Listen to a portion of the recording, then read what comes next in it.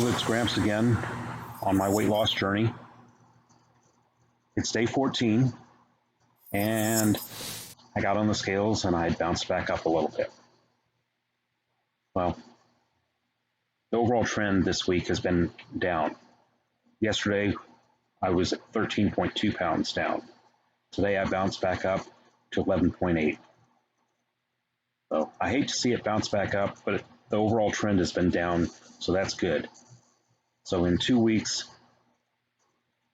depending on which day you look at, I was down 13 or 11 pounds. So that's still close to a pound a day. So it is working.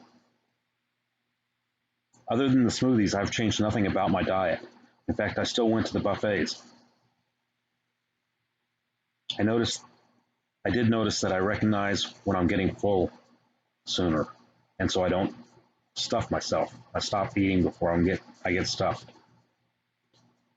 So that's positive. But I'll check in again with you next week. Follow me on my journey.